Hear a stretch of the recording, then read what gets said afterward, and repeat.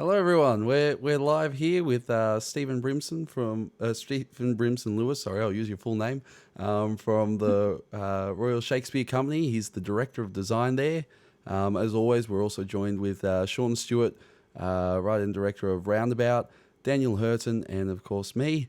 Hope you're all having a lovely evening or morning or afternoon, depending on which of the three time zones that are present here with you today. And I will pass it over to Sean as always to start this off. Stephen, first of all, thank you so much for coming to join us. Yep. I think this Welcome. has been highly anticipated. Let's start with the obvious question. In your bio, it says you're the director of design at the RSC and that you touch every show.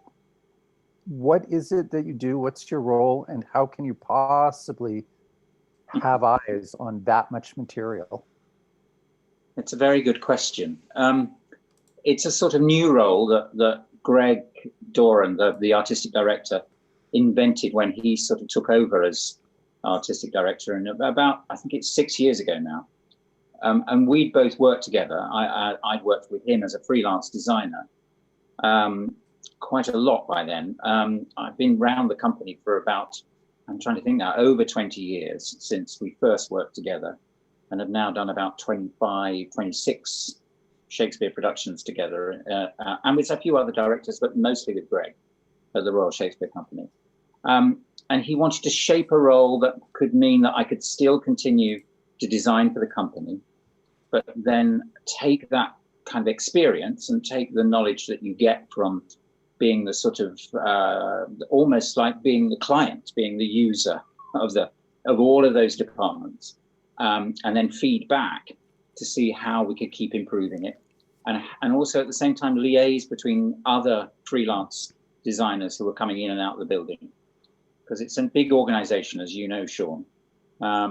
Sometimes, some years we can put on to almost, I think it's like 25, 30 new productions a year almost. Some of those are touring, some of them are remounts of other productions, but a lot of new work every year. We're not like an opera company. We tend not to kind of rely on a sort of archive or a stored number of shows. Each one is made new each year. And so, as you say, that is a lot of work and a lot of content. And we just felt that there was never really anyone with a voice from a design perspective, kind of feeding that back into the planning of the company and the looking forward of the company. And then I sort of shaped the role, I suppose, to suit me and my way of working. But at the same time, it's a great privilege to kind of meet different directors and different designers who come in and have their approach to designing Shakespeare or whatever else we're doing, because we tend to do mostly Shakespeare, but we also do plays, Shakespeare's contemporaries, so to speak. So that might be Christopher Marlowe or Ben Jonson, but we'll do new plays as well, new writing and adaptations of classics. Not so long ago, I designed a new version of A Christmas Carol as part of our Christmas show. So it's a kind of broad-based repertoire. And it's great to have a chance to kind of really understand how other people work. Otherwise, you're always in your own little kind of zone, aren't you? And we realize that actually designers are responsible for spending a lot of money of the company. So it's quite useful for you to be involved with saying, maybe it's better to have that two-hander there rather than going for the full-blown history cycle just there, because I think the costume department might be overburdened or whatever the detail might be. So that's really my role. But we look at it often and we say, how is this working? How can we make it work more? And it's a struggle to balance it, being both freelance and, salaried member of the staff, so to speak. But so far, so good. So that's very interesting to me.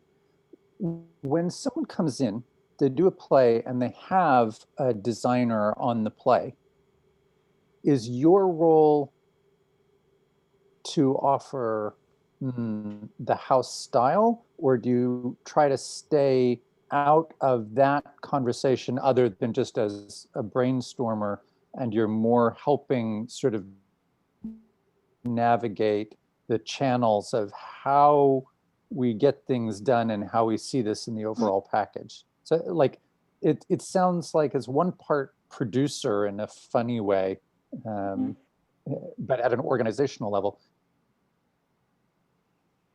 I think it's frozen, Sean. But yes, I suppose I would hate to think that there is a house style.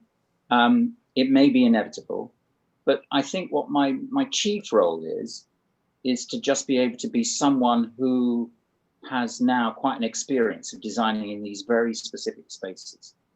Both of our main theatres are thrust stages, and that can, to some extent, really be problematic for a designer, because essentially it means, you know, your set is way upstage and your actors are way downstage, so the two are disconnected. And it's a very hard thing for designers who've never worked on that format to get their head around about quite how they can control that space. So a lot of what I do is technical stuff with certainly with new designers who haven't worked in the building, to discuss sightline issues, and to discuss kind of quite how the audience relate to what's going on. But at the same time, to be there as a kind of, to be a consultant, if you like, if they want to come and ask more questions and they want to get more involved. Sometimes, you know, I've sat in an auditorium with a designer way before they put the design in, and they'll say quite candidly, okay, come on, tell me, what are the tricks? How do you make this space work? You know, what should I not do? And I say, well, what have you been thinking? And then, you know, we'll bat it around. And it's a voice who can talk specifically to the designer. I often felt the director was quite supportive at that stage, because of it's run by the artistic director is a director themselves. The author has a huge literary department to consult with if it's a new play or a new adaptation. Designers didn't necessarily, other than a production manager, but they're looking at it from a different perspective. You know, they're thinking of budget and they're thinking of technical limitations, and they're thinking of how's this going to fit into our schedule. Because we are a big company, as I say, we produce a lot of work, and at its worst, you know, you can feel like you're going into a huge factory, and your piece of work is just the one that's coming along the conveyor belt, and you've got to get it in there on time. And if you miss the moment to make a design decision, a lot of that crew will be on to the next one, and it's hard to get that back. So it's about, and that's quite unique for this company, I think. If you worked in opera, you get a sense of that. I got just a glimpse of that on the project we were working on in the spring. You could tell that, you know, the shop is going to be having calls on it. Like, this is the week. If you want their time, you need to have it ready and queued up now. Yeah. So now it's sorry. No, you go ahead. No, I just wanted to say, yes. I mean, it's more, and of course you can negotiate that, but you also, it's quite tough sometimes when you come in and you think, well, why aren't they only working on my play? I can't understand. Surely my play is the most interesting. Surely mine is the one that they're all going to be excited by. It's quite tough sometimes for a designer to realize, no, there's 5 other projects that they're also working on.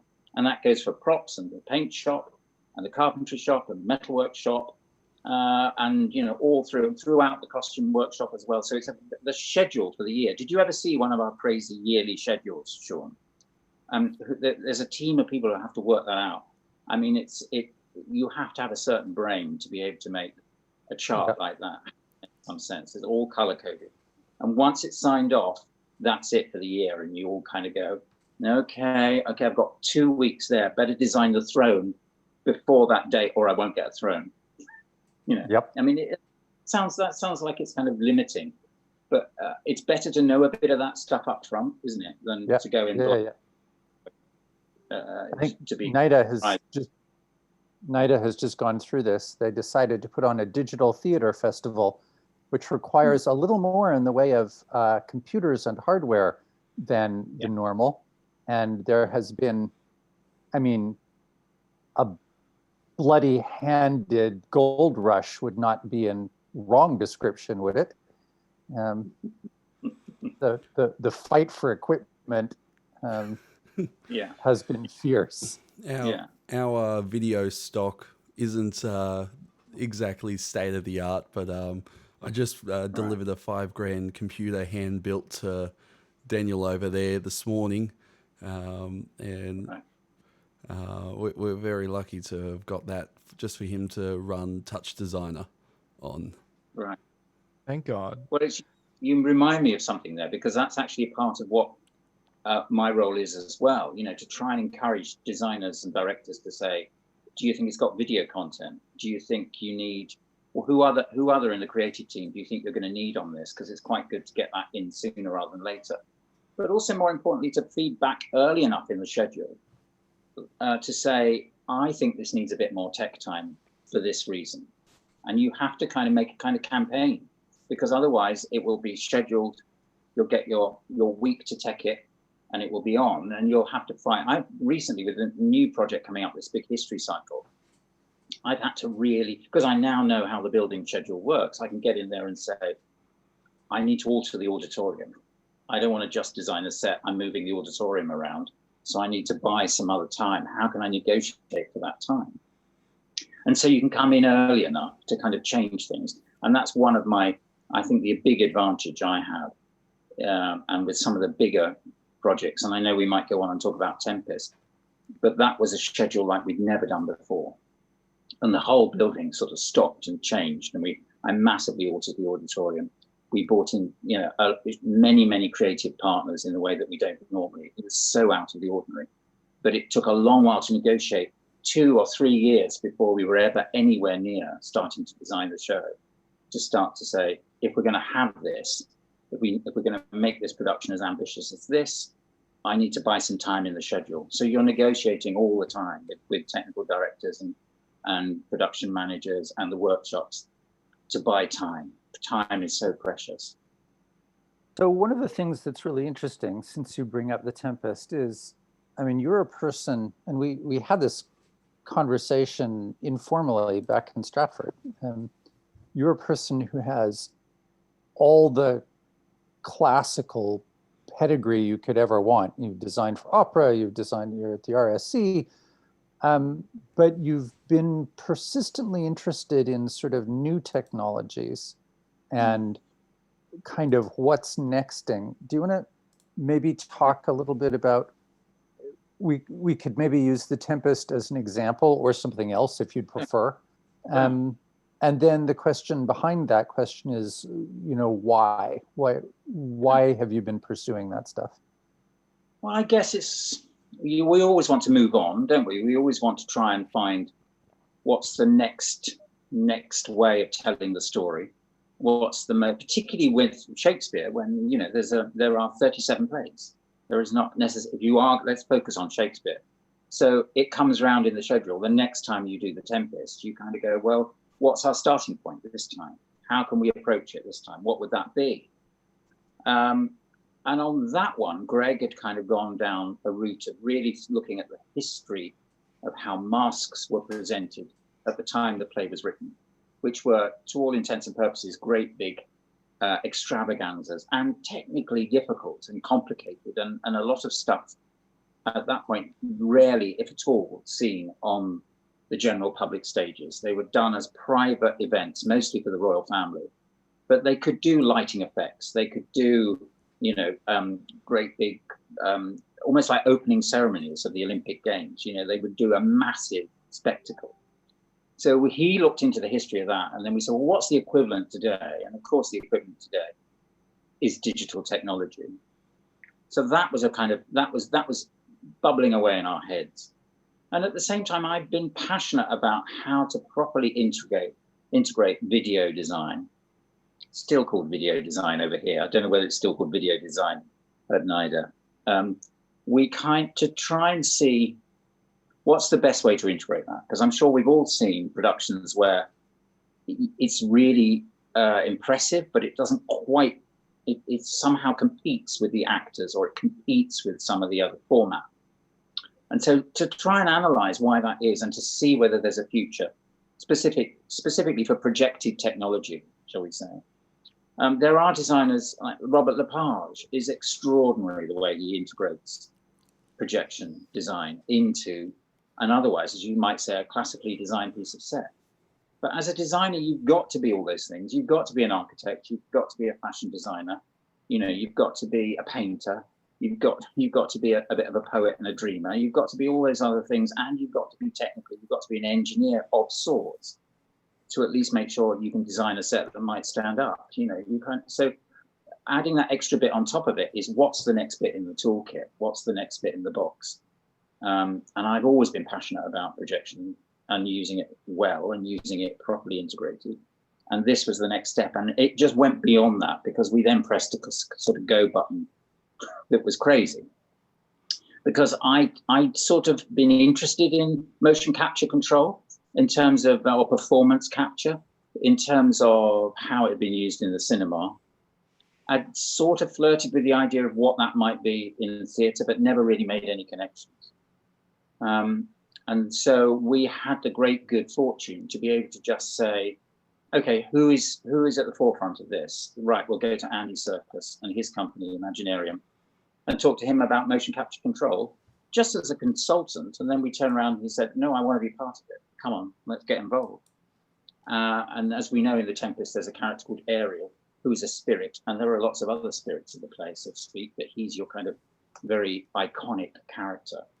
And he was, if you like, the kind of the linchpin of it all. And we all said, right, come on, let's try and find a way of creating an illusion of a three-dimensional projected avatar in real time that an live flesh and blood actor playing Prospero can not just talk to as a pre-recorded piece of choreographed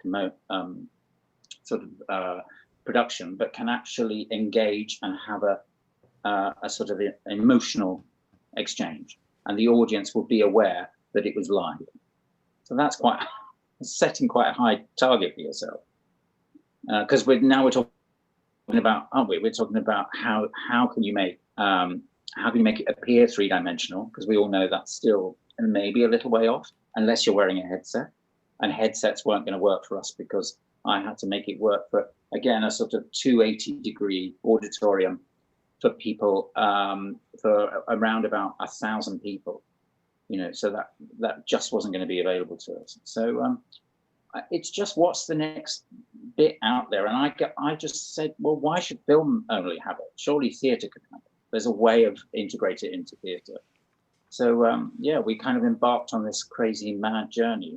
Yeah, 2 years pretty much from start to finish. By the time we'd scheduled it and said, let's do it, to actually getting sitting in the auditorium. And I was reading up yesterday, somebody said some of the crew had literally just been on Star Wars, and they came into our auditorium and said, okay, there's more computer-driven technology in this room than there was on the set for Star Wars, for the last project. I mean, we just had the most, because try and get it to happen in real time, not post-production, make it happen in real time. That was spontaneous, that the audience could understand it was happening for real. Took a lot of computer power, you can imagine, to drive it. And there were I think there were something like 27 projectors throughout the space, and then there were about 30 performance capture cameras, all feeding back with people all backstage. There were, as you can imagine, many more people backstage than there were on stage. So yeah, it was an interesting experience. A brave new world indeed. Yeah, exactly. And I think, you know, we learned a lot. We learned. My big thing, as I think I may have hinted at, is, you know, I know it can delight, and I know it can kind of amaze when projection is extraordinary, and it can kind of, but it can't. How do you get an audience to emotionally invest in it? And the thing I kind of grappled with was, it sort of works in puppetry. You know, we're quite good at suspending our disbelief and knowing that that's, you know, certainly Warhorse was one of these for me, where the audience want to go on the journey. They want to say, it's okay. I can see it's a few canes and some sacking, and there are people underneath it and somebody working the nostril. But for the moment, I believe that's a horse live on stage. And I said, can we make that work with a projected avatar? That was our goal. There were moments we came close, but maybe not. And I think that for me was one of the biggest goals for the future, is to how you get the audience to stop worrying about this technology, stop being just amazed by it, and be emotionally connected to it in the same way as you are with a really extraordinary actor or an amazing musician who's performing live in front of you. And I think that's quite a good goal to set yourself, isn't it? I am obviously biased, and I don't want to drop any secrets, but I feel like the project that we were working on, you were going to get that. I think that those moments in that space with the music and the rest of it would have been, I was running around telling people back when you could go places and do things, I was telling people you have to go this place and do this thing because it will be unlike anything you've ever seen. Yeah. Yeah. No, well, exactly. And that's one of the sadnesses, isn't it, of losing the chance to do that live. But nothing's ever wasted. And I certainly think so much of what we explored on The Tempest, which was met, as you can imagine, with a certain amount of resistance from a more, what you might call a more sort of traditional theatre audience, even though I don't quite know who they are. I think audiences we're all individuals. We all have our same different responses to going to see a play. But there was certainly a bit of anxiety, if you like, about technology taking over or technology getting in the way of the experience. Why do we need it? And I think there is a certain, I mean, having this conversation now on Zoom is part of that journey, isn't it? We're all starting to be more comfortable with it. We're all starting to see that actually it's a good thing and it can contribute to our lives and can help us in our lives. It's not something that's just another thing to have to deal with, along with all the other stuff that we have to deal with day to day in life. And theatre's no different to that. But because it's sort of not, we were so used to lighting technology because it's invisible. No, the audience don't question it. But there are huge advances in lighting technology, huge advantages in sound. But to make an advance in projected technology or any kind of digital content is suddenly very visible, isn't it? And it feels like it's kind of getting between maybe you as the audience and the actor, or you and the audience and the story. And that was a big hurdle, and I think remains quite a big hurdle to get over in order to make it really integrated into a live theatrical event. I imagine that there are a couple of parts to that. One is, if you look at the history of cinema, or the novel for that matter, we're just going to get better at understanding the grammar of how you deploy those tools. Yeah. But at the same time, it's not going to seem as intrusive or unnatural to Bensley and Daniel. Right? That's the world they grew up in. Yes. Yeah. So there's a moment in our show in which the audience has the chance, nay, perhaps the duty, to call one of the actors in the middle of the show. Right. And most of our playtesters, when we ran a playtest, are from the States, because that's where I could get people. But the phone number is an Australian phone number. So they had to figure out in real time, how do you call Australia? And how you call Australia now is it has a little symbol that says +61. It's the country code. And the plus is a little mystifying if you do not know that holding down the 0 on your smartphone will eventually turn it to a plus. You don't know that. And there was some confusion on how to make that work. And afterwards, I said peevishly, well, if that's the only way to get it, I mean, what if you're trying to dial from a landline? And there was a moment of quiet and then hysterical laughter from everyone who is not in their 50s, who is like, yes. I might as well have said, how are you going to do that on your candlestick phone? Yeah, exactly. I mean, I think that's true. I think that is true. And I was very aware of, if you like, my generational kind of gap in my thinking, so to speak, in terms of, because I'm probably like you, Sean, I didn't grow up with computer-aided design of any kind. I certainly wasn't taught it at art school. It's something I've had to kind of engage with myself. I'm very self-taught on Photoshop, very bad at AutoCAD. You know, I have to spend a fortune of my fee on paying someone who's much quicker and much better at it than I am to draw up my designs.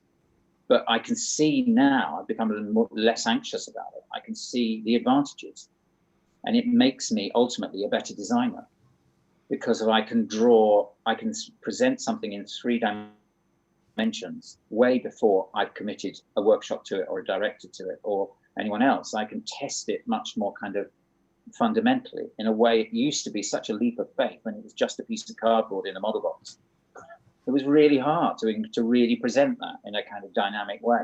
Now I can present things 3-dimensionally, flying through it, you know, light it. I can even add sound effects if I really want to. I can drop almost real actors into it fairly easily, can't we? And I think that technology is definitely useful for the future in terms of pre-visualization of things. Particularly producers who are anxious, they go, it's just a bit of cardboard, I can't quite see, why does that cost 1.5 million? Well, this is why. Look, you can do this. That's all very useful, and that will certainly be something I'm really pushing for. Maybe not so much for my generation as a designer, but for the next generation, that those tools become second nature, as you're describing, with how we perceive telephones and how we engage with technology. It's second nature. It's available. Actors can understand it. More importantly, directors can read it. Producers can read it. Everyone feels confident enough. I mean, I do still build a 3-dimensional model, but it's mostly out of some strange sense of, I haven't quite finished the design unless I can see it in the model box. And the workshops, certainly the carpenters love just picking up a little bit of model, and they all take it and run off with it to build their own bit.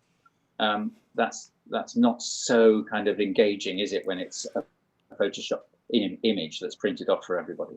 But I'm very keen, and a lot of what we talked about on our project, Sean, was a bit of that, wasn't it? About how the technology can help pre-visualize what this production will really look like, and to a point where you can say, right, I'm in, you know, going back to the beginning of this conversation, I can say, right, I'm in row C, seat 45.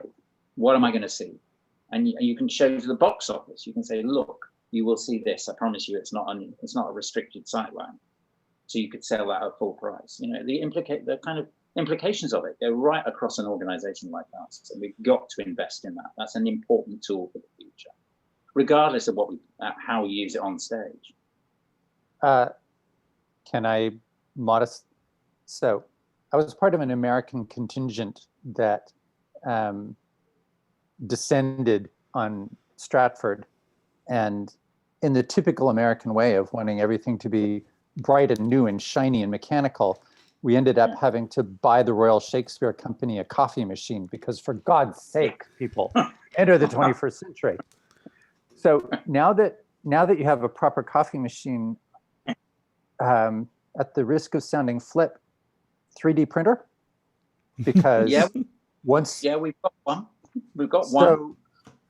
So could you pour your 3D fly through over to the printer, and hey presto, you have your model box? Yeah. Well, certainly we've started to build more complicated pieces of model furniture in that. I've actually built sometimes when there's a very complicated piece of a prop in particular that's hard to manufacture, because it will just take too long, and you'll need too many people with too many different expertise. So we've got quite used to that now, where I'll say, don't you think the hinge for that is better 3D printed than 4 different people trying to make it? Yeah, let's try it. We've also, you know, and obviously CNC machines and all of that is kind of now perfectly integrated bits of kit in there. Yeah, we're getting better.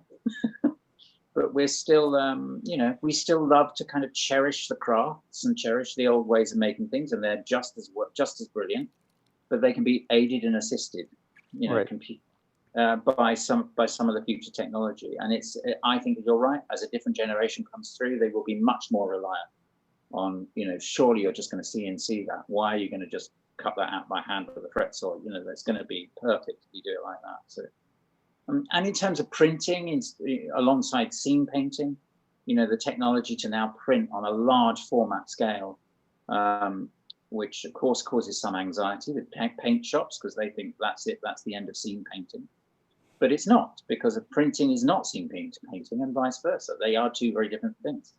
And often I've had something printed and then it's had to go through the paint shop to kind of, I don't know, to just soften it up a bit and make it feel a bit more, excuse me, a bit more kind of, I don't know, friendly. So particularly when you throw some light at it. Sometimes printed fabrics don't take light as well as scene paint does, because there's something in the paint that reflects the light back in a better way. So I just think, you know, use any and every tool that's available for you. And part of the job of me being in this really privileged position is to just keep pushing that and push the boundaries of that. Say, I'm sure there's a way of using that in the theatre. I'm sure there's a way of using that to make live performance. I wanted to say one other thing, actually, and it occurs to me that we didn't talk about at the beginning, which is so much of what I borrowed from cinema in terms of its technology is great, but I don't apply it in the same way as one would in post-production on a film. And that's for obvious reasons, that film is a two-dimensional art form, the illusion of three dimensions, but ultimately it's on the screen. Theatre isn't that. Theatre is completely three-dimensional, four-dimensional with time as well. But so you can't just copy across, you know what I mean? You can't just always just borrow across and it will work in this completely different format. And that's partly because the fundamental difference between watching a film and watching a play, your emotional response to it, of knowing that it's live in front of you, and you're one of the very few privileged people to be experiencing it, as opposed to, you know, it's the fourth showing that day of something that was pre-recorded 8, 9, 10 months ago that will never change. And there's something goes on in your head, or certainly in my head, that you emotionally engage with it in a very different way when you know it's live and you know it might change and it's spontaneous and it's always different. And part of that is this thing I always call your job as a designer, is learning where to leave the gaps for the audience's imagination to fill in. And I think sometimes in cinema, they don't quite, because for those same reasons I've described, they can't trust that the audience will be available to fill in the gaps. So they have to fill them all in for you.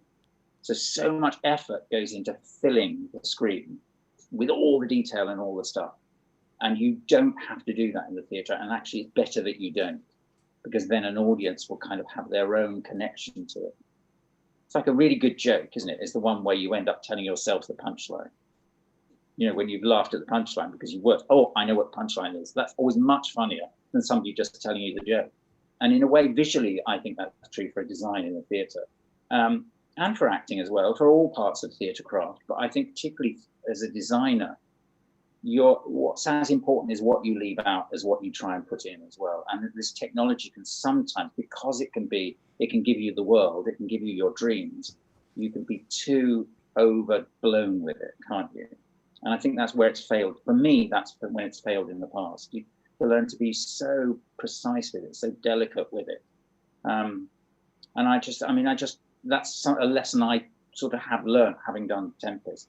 And I think we talked about it a lot on The Dream, didn't we, Sean, about how, you know, what do you need? You need just the right amount for the audience to go, okay, I think I understand now.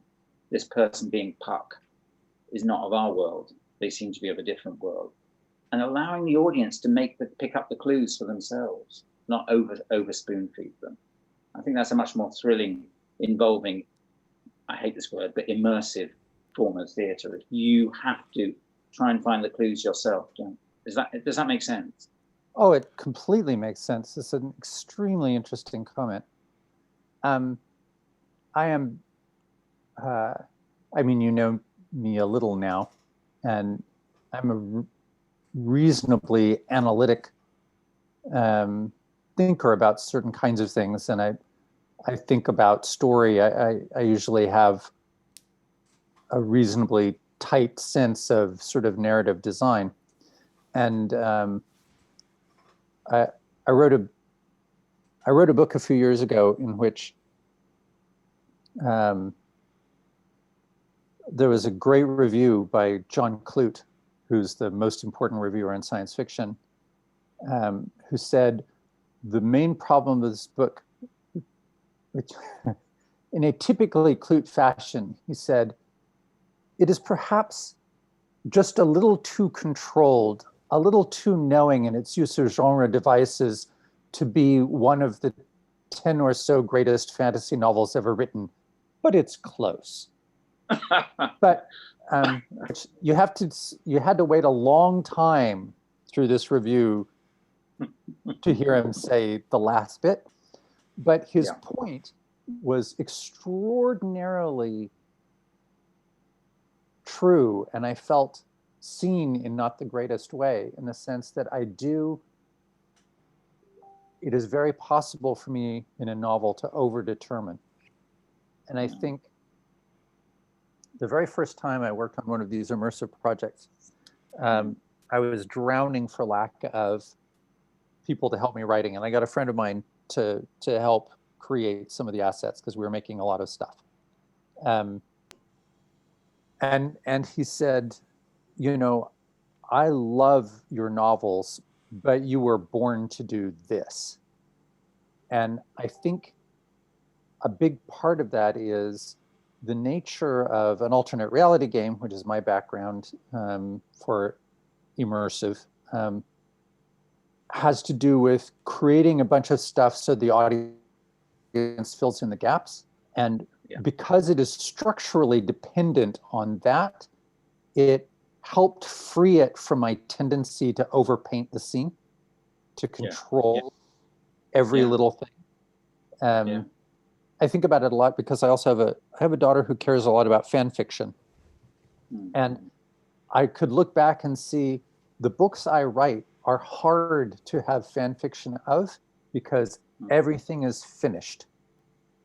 Right. All the ribbons are tied, all the packages are wrapped, everything is zipped, nothing's left out. And so one of the things that I think helps about doing the immersive work is that I'm analytical enough to control the chaos down to make it comprehensible to an audience, but it forces me not to wrap every package.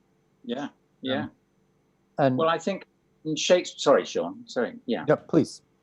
No, it makes me think, of course, that Shakespeare, who's the author's work I sort of spend most of my life trying to kind of interpret, he didn't really write stage directions. There was no real there wasn't a lot of stuff to get hold of. You have to kind of investigate the text. And then you finally really goes, oh, this is a forest. Okay, I think I know why I'm in a forest. Oh, I'm in a palace. But are you in which bit of the palace are you in? You know what I mean? You have to do your detective work. And that's wonderful. And it's so interesting that he knew he didn't have to fill in all that detail. All he needed was for somebody to walk in and say, what country friends is this? And then someone would describe it. And you kind of go, oh, okay, she's washed up on a beach. Okay, she's washed up. She's been in and you get all that information slowly unfolding for you.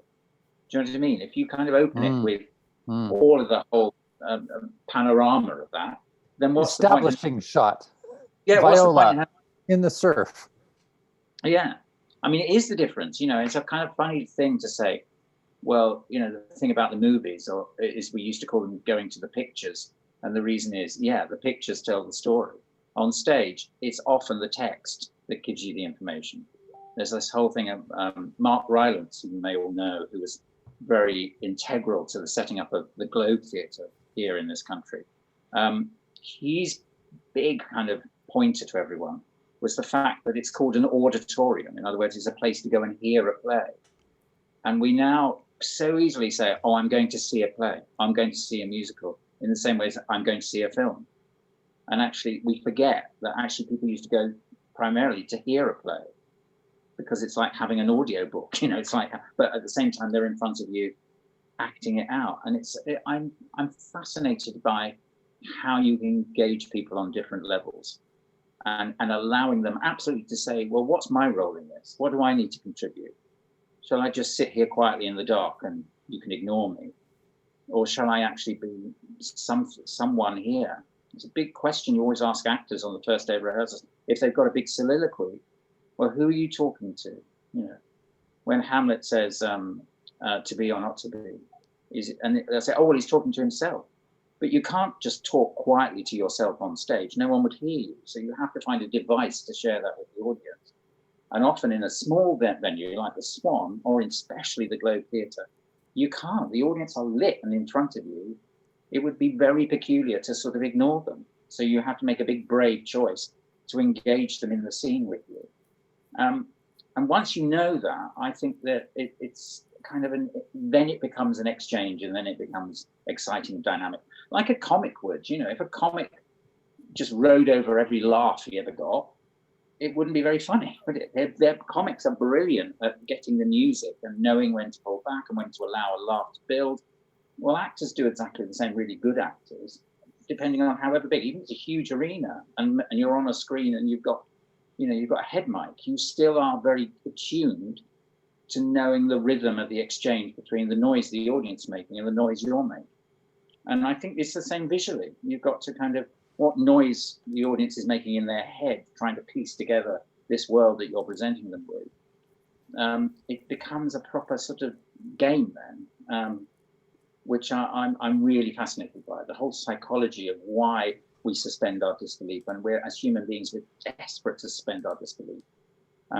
Exactly, Warhorse again, which, I mean, did I tell you this story? When I first went to see Warhorse, which was actually a preview, an audience member not sitting so far from me, when the horse in the second act, and spoiler here if no one's seen Warhorse, in the second act there's a point where it looks like Joey can't continue and he's going to be left for dead on the battlefield, and they choose to put him out of his misery and put a gun to his head. This audience member stood up and screamed and shouted, "No!" and then realized, oh, hang on, it's a puppet.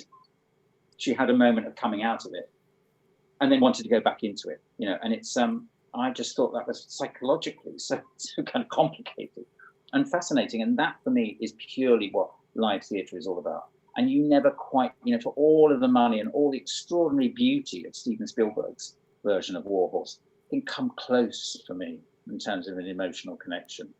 So still hold on to that, but that's got to be the future for us. And let's just keep pushing to kind of properly engage. And what does that mean? Do you know Scott Mccloud's Understanding Comics? No, I should explore that. I thought, when you first said comic, I thought comic book as opposed to. Oh, right. Yeah. Long story short, Scott Mccloud, who's sort of the formal theoretician of comic books, because who knew the world wanted one of them, but he's a comic book maker, but he's also one of those guys. And to butcher a very intelligent analysis and reduce it to a single line, what's important about comic books is everything that happens between the panels. Yeah. It's the little white bar between the panels that makes comics, and that allows them to be the thing that we engage with. That's exactly that, isn't it? And that is fascinating, isn't it? So what do you choose to draw and what do you choose to not draw? I think that's absolutely fabulous. It's all the same stuff, isn't it? It's how, as human beings, do we perceive a story, you know? I love playing with that, and I love playing with that genre. You know, that brilliant movie Memento, where it goes backwards. Frustrated me terribly the first time. I thought, oh God, I can't be bothered to do this. And then, of course, on second or third viewings, it's so rich and exciting because you sort of now know which are the bits, the threads to tie up, and you're engaged. You're not just passively watching it. I think we're too used now to being passive, aren't we? And thinking that, well, we can just be entertained by it as opposed to necessarily being properly engaged. But no, I'm fascinated by that whole thing about the gap between drawings. Yeah. I mean, that's color theory as well. It's the reason why stained glass windows look so, why they glow as well, because everything's got a black line around it. So it negates the color next to it. If you've got two colors directly next to each other, then your eye fights to kind of work out color values. You just put simply a black line in between, your brain stops the fight, and the yellow remains constant and the green remains constant. Take the black lines away and they start kind of strobing with one another in your head. That's why you often say, people say, oh, I bought this and it looked in the shop and I tried it on the wall and it was grey and I got it home and it was blue, and it's kind of, put a black line in between, it'll just always stay blue. That's what happens, how your head perceives colour theory. But there's too many lifetimes. That's my worry. Now I can keep all that thing of thinking, I should have studied this stuff. What am I doing trying to be a designer? This is really important to me as a designer. What does that mean? How do we perceive colour? How do we perceive texture? How do we perceive the illusion of depth? So much of what I do in theatre as well is about playing with space. I try and give the illusion. And there's nothing I love more, certainly in the RST, is suddenly making it feel like it's 8 times as deep through a series of false perspective and everything else, which people have been doing for centuries. But you can do it really cleverly with projected content, where it just feels it goes on into infinity, properly into infinity. I'd have people say, God, I never knew the stage was that deep. And you go, no, it isn't. Just go on the stage, walk around, and they go, oh, wow. It's kind of like, and I love that. That's, I guess it's a sort of, hall of mirrors kind of trick. But I love all those. That's part of that too. It's part of being part of the job as well, is being a bit of a magician and a bit of an illusionist of sorts, I suppose. Yeah. Bensley, I know we had a question from one of the design students, and I want to make sure not to miss it. We did. The question from one of our second-year design students, Stephen, was, how do you seamlessly incorporate modern elements into Shakespearean worlds like you have for Othello and Midsummer Night's Tale, especially when the stories are so dependent on period? Well, you'll find that they're not necessarily. Yes, you'll get caught out occasionally if suddenly someone says, hand me my doublet. And then you go, okay, what am I going to do here? If it's just a jacket, is that okay? Will the audience get upset if it's a jacket and not a doublet? Well, they might get upset, but they'll also have a moment of going, oh, I see what they've done there. So they're engaged. So that's no bad thing. Do you notice, in any of you who might have seen Baz Luhrmann's Romeo and Juliet, how he got round the whole thing of having swords? Because there's so many lines in Romeo and Juliet about draw your sword, put up your sword. And I could see thinking, well, why would this gang only ever have a sword? It's nonsense. They wouldn't fight with swords. They'd either have knives or they'd have a gun. So he invented the brand of the gun, the name of the gun was sword written on it. So that was a kind of slightly camp way of getting around it. But is that Baz Luhrmann NIDA graduate? I think it probably is. Yes. I thought that was kind of an interesting choice. It slightly took me out to the moment to what to think of that. But you'll be surprised, I think, about how adaptable Shakespeare mostly can be.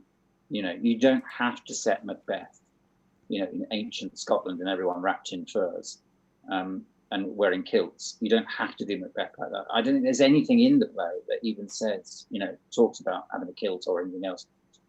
As I say, there are just occasionally details and you choose, and some directors just brazenly change it. I mean, we did a production up here not so long ago of Merry Wives of Windsor.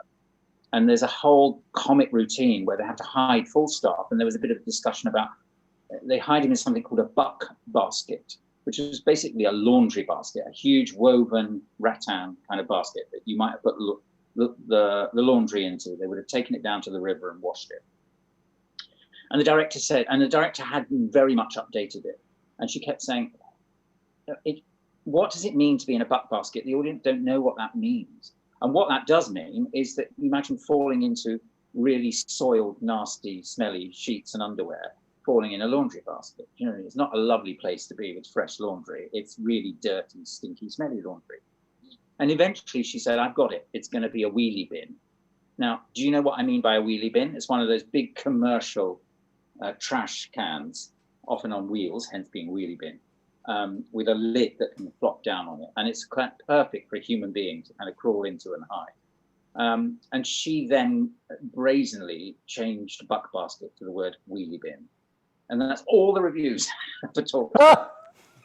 All they talked about. But I have to say, it was kind of, again, it was a bit camp, and it was a way of getting around it. But I understood why she'd made that decision, because when he got in it, everybody went, you know, and understood that it was a terrible thing to do.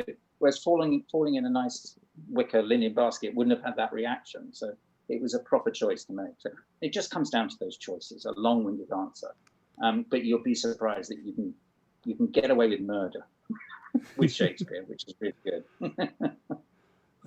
We have a question from our lovely assistant stage manager, Jess. What does the role of a production designer look like in this period where there aren't any open stages at the moment? It's tough. Yeah, it's really tough. And it's tough in a kind of, you know, we're quite a small community of designers in a way in the UK, just purely geographically for our size. But nonetheless, we now train so many people. When I was training in the early 1980s, there were 15 of us each year. And the chances are 8 or 9 of you might graduate after 3 years. So there were far fewer people chasing for, actually at the time, rather more jobs. So I'm acutely aware that I just was very, very lucky. You know, I came out of my training into a fairly easy route into the business, which no longer exists. And it's kind of magnified now by this particular crisis. And in this country, there's now a kind of people are kind of starting to kind of ask questions about, you know, what is the future for you as a designer, and can you transfer those skills elsewhere? And I think it is tough. But for me, I knew I couldn't do anything else, but I knew I was hopeless at anything else, but I just was really sure that if I didn't work in the theatre, I'd feel my life wasn't worth living. I mean, I know it sounds extreme, but I genuinely did. From a very young age, I got very caught up in the theatre and just thought, whatever happens, whatever I do, I want to be in the theatre. So,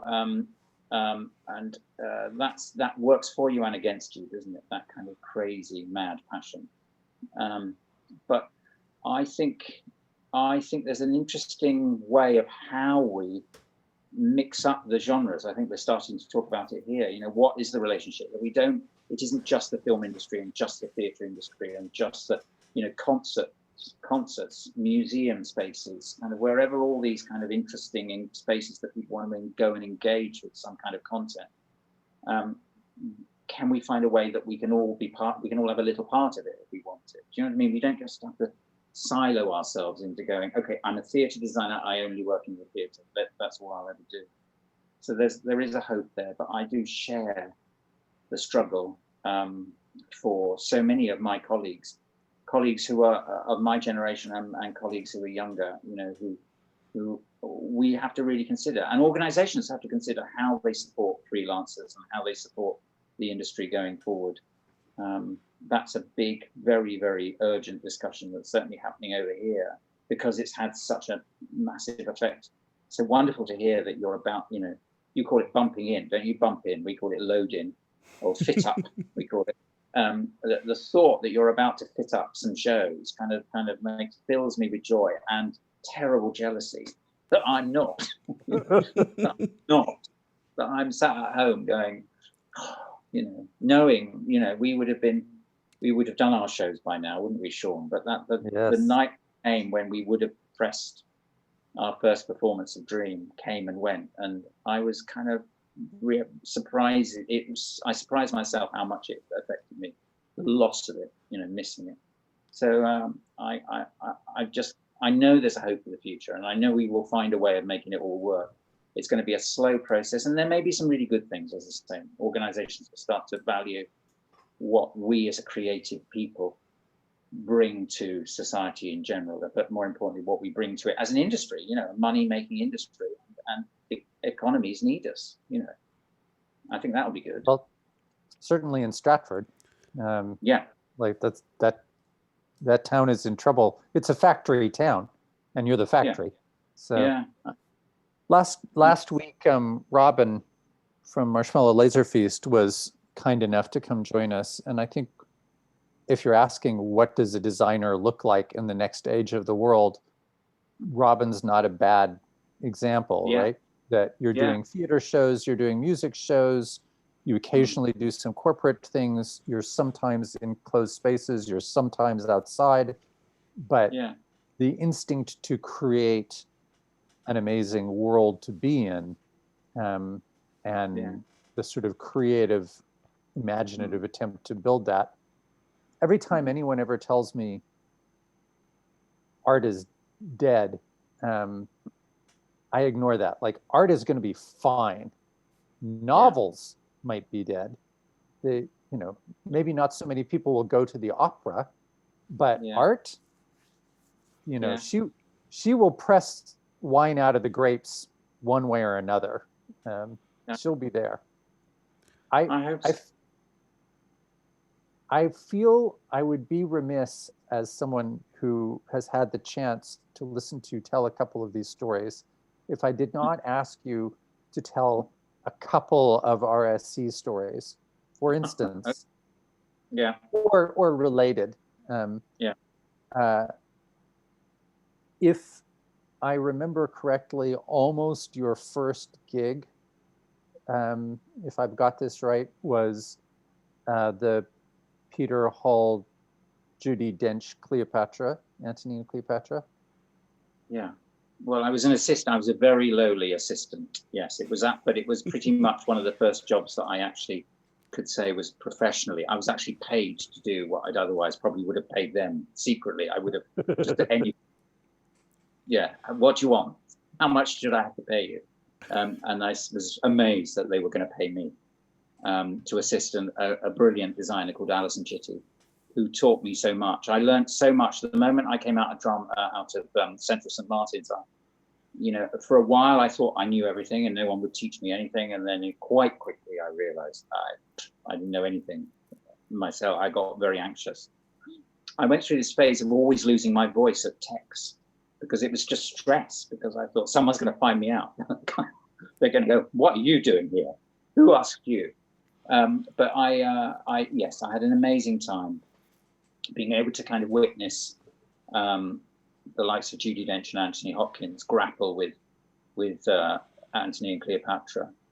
And then you wind on how many years, maybe 20 years, maybe a few more. And I find myself in the Swan with Patrick Stewart and Harriet Walter doing Antony and Cleopatra for the Royal Shakespeare Company, but this time I'm designing it. And the really weird thing of that is that kind of thing of, if you've ever heard a piece of music for the first time, it often stays in your head, doesn't it? The style of it, the orchestration of it, the tempo of it. And I felt that with Shakespeare. Suddenly, I could not hear anyone say those lines other than Judi Dench. It was in my kind of, I hadn't realized it was in my DNA because I'd listened to it so much through rehearsals and through, but I'm watching them really get nervous and get anxious and struggle with it and try and make sense of it. A huge privilege, you know. I then went on and did the final plays that Peter Hall did at the National with the 3 late Shakespeares that Alison also designed. So that was really my kind of introduction to Shakespeare. But then my bigger kind of my so-called break, if you want to call it that, is for reasons which now sound a bit like something like 42nd Street, you know, where the lead actor gets sick and you have to go on the first night. That I was in a situation where I was assisting a designer, and then the designer had a big falling out with the director. And at the same day, the director turned to me and said, well, you could do it. And I was like 22.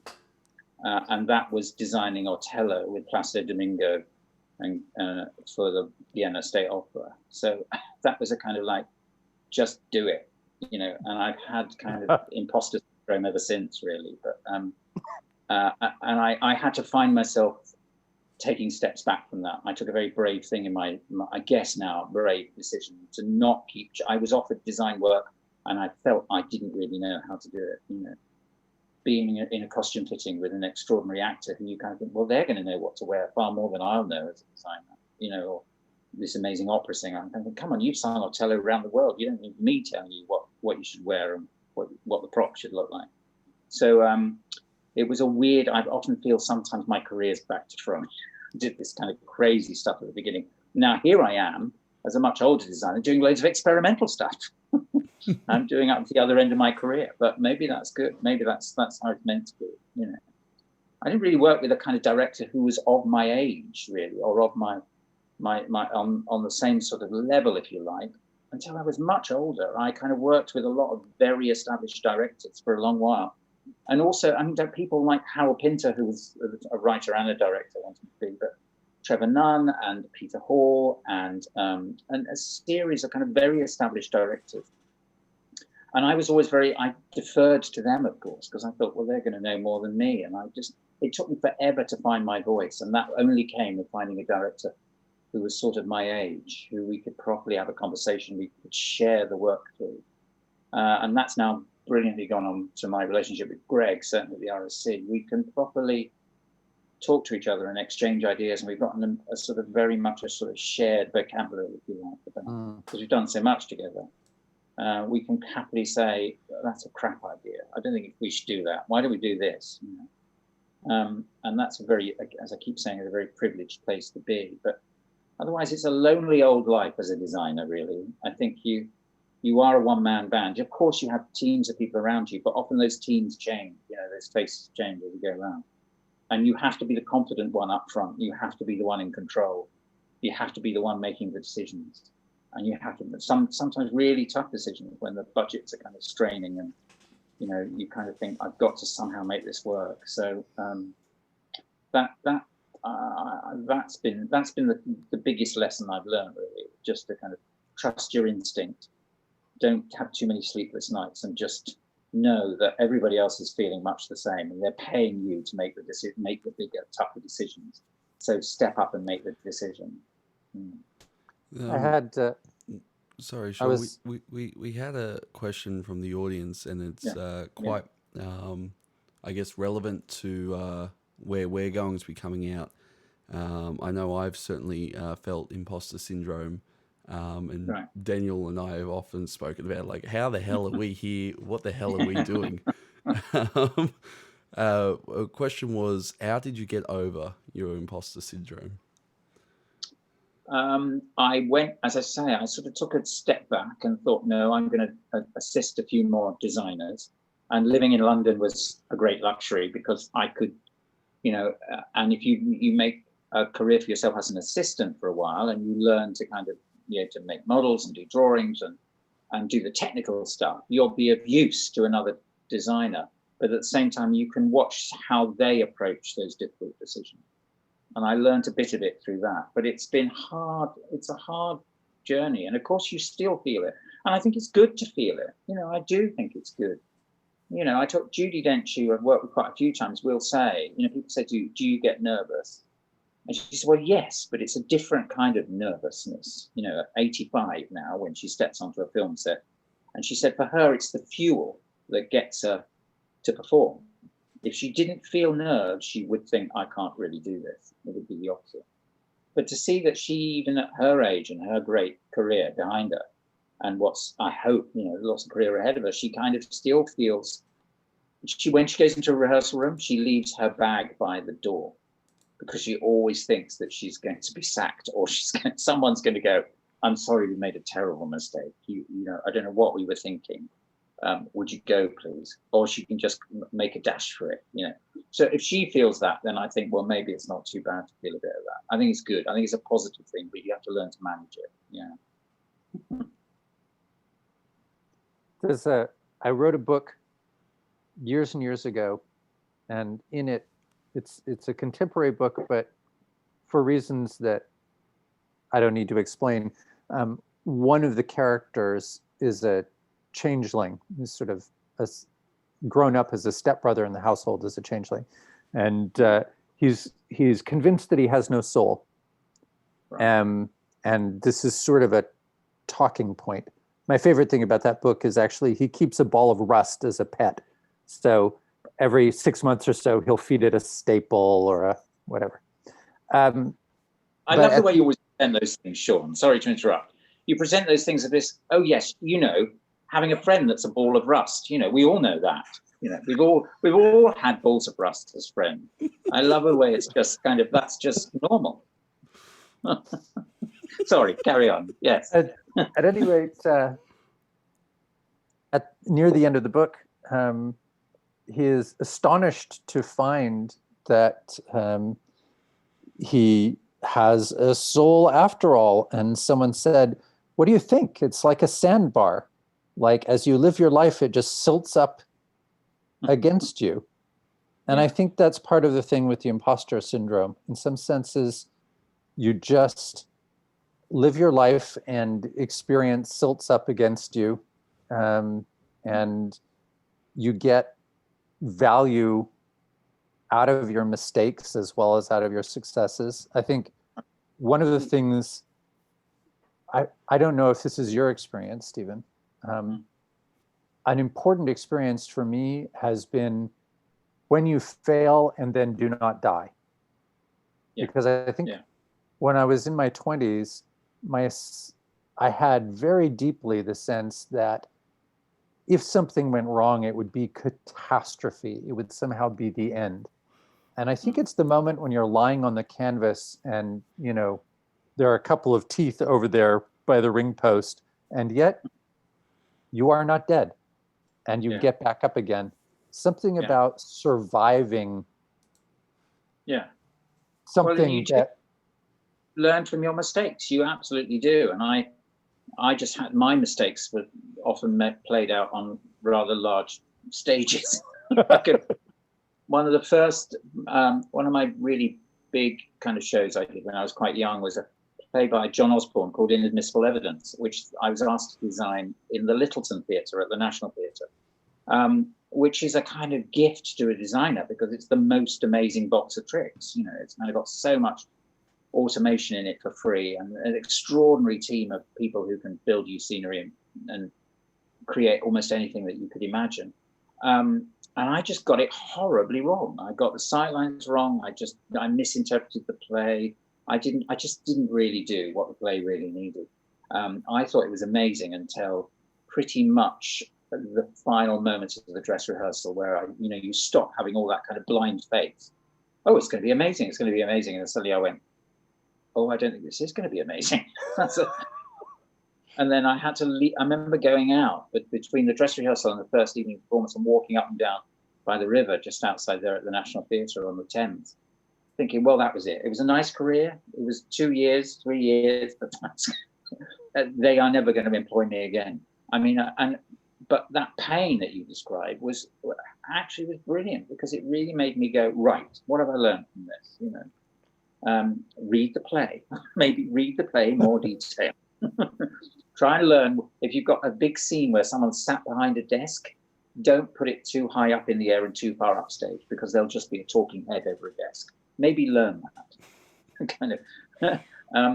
They're just tricky places to learn some of those bigger things. Yeah, you don't really. Do you learn by your successes? I don't know. They're easier to dismiss your successes, as you pointed out earlier. You certainly learn from the very bad press or the bad critiques you get. They stay with you forever, don't they? Forever they stay with you, those bad reviews. And the good ones, maybe not quite so much. I don't know why. It's human nature, isn't it? Kind of. The book I described earlier was a New York Times notable book and was shortlisted for something called the World Fantasy Award. And I can remember exactly one review. Yes. You'll laugh, you'll cry, you may even be bored. See, and it's written on your heart. Yeah. And it was like, all right.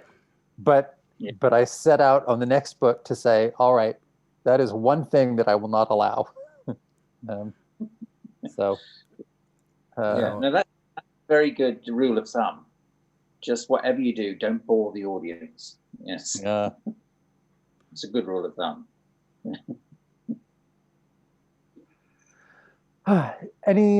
Anything else you got there, guys? I don't want to. Nikki had a comment about your book, Sean, and I'd also like to apologise to Nikki for confusing you with Jess. Nikki is our deputy stage manager. But please don't kill me, Nikki. She said, Sean, you have a fantasy book for every existential question, don't you? That's I okay. really do. That in a nutshell is why you haven't seen a lot of them on bookshelves near you. We had one last question to finish off with for you, Stephen, and it was: do you find it difficult to curb your own design intuitions when overseeing productions and the ideas of other designers, even when you don't agree with them? That's a very interesting question. Yeah, I mean, that is quite tough. Of course it is, and certainly if it's a play that you know and love very well, or a piece of work you know and love very well, and you're kind of going, really? That's the decision you've made? I have to kind of put myself in a different place and just go, right, what I can only be of use here. There's no point in unpicking it all and destroying that designer's confidence and the instinct. You've got to try and analyze, because they've come at it from a different place and they're seeing it in a very different way than you are. And if you can just open your mind to that, you might find that you find something new and fresh in the story. That's the positive bits of it. But that's if you're, calm and collected. And most of the time, no, you're kind of going, really? Really? You think it's really a good idea to base it all on Stanley Kubrick's The Shining? What's that got to do with the play? But that's, I've had a few of those. But I kind of, that's not my role. Ultimately, that is not my role. And certainly by the time we get designers who come and work for us, they are experienced, really experienced designers, and they come to it in with a lot of skill and a lot of knowledge. They just don't necessarily have knowledge of those particular spaces, and that's my role.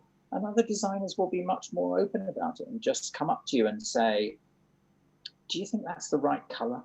Do you think that's, make really big choices? Should I really have that on the floor? Is that going to be too busy? Do you think it's too dark? Shall I make it brighter? And I think it's quite nice to have someone else who you can bounce that stuff off of.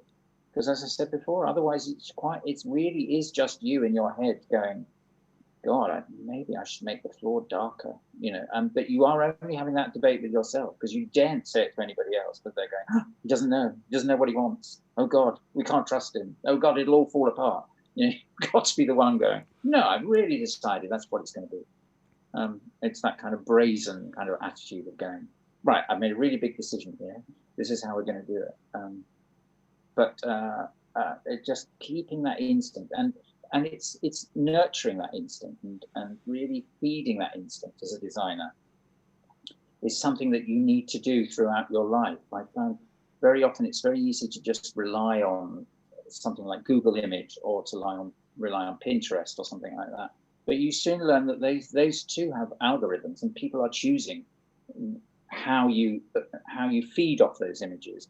And often you'll find there'll be a kind of whole genre, there'll be a fashion for certain movies or certain images, and you kind of go, you've been looking on Google Interests, haven't you? You've all chosen the same chair.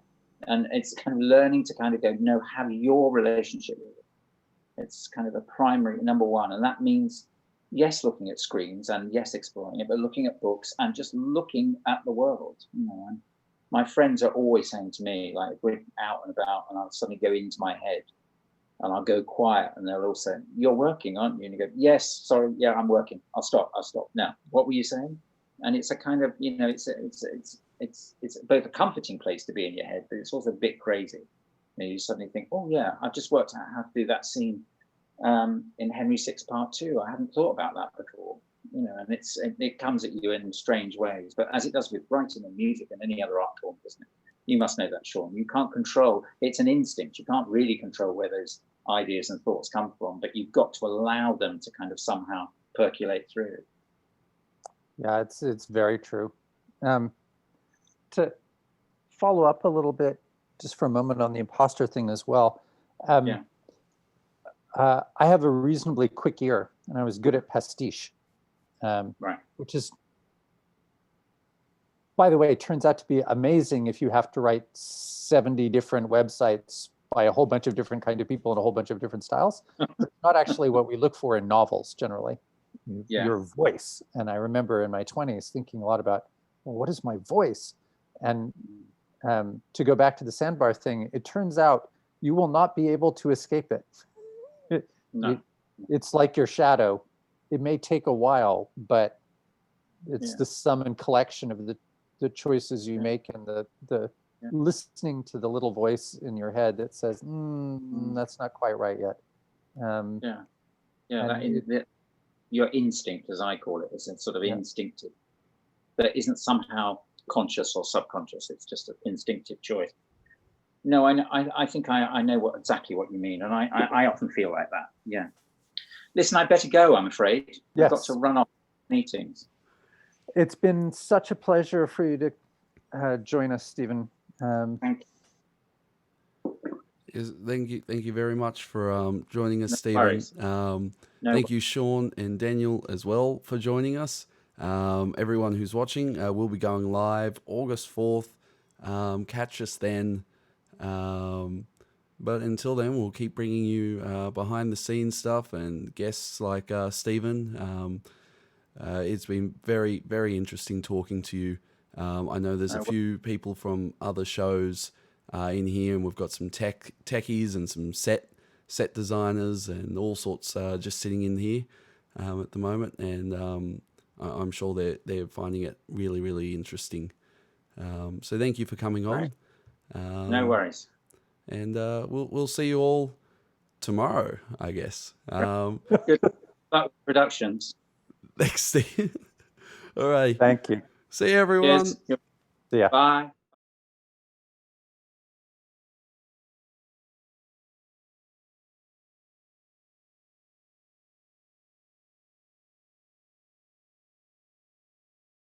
And do it one more time for me.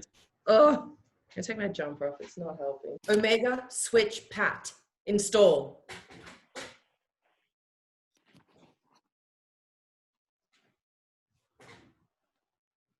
Whoa. I'm Sam. Sam. Sam!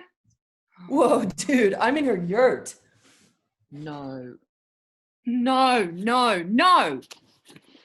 I'm in her everything. Good. This is art right here. The thing is, it's not no. It's not no. It's now. Anyway, there were these people there watching us. And they were, watching the stream and talking about us. No. Are you sure they said that, or is that just something you wanted to get off your chest? NAOU. Okay, well, that's a bit rude. No, oh hell! I'm packed! That's pretty good, right?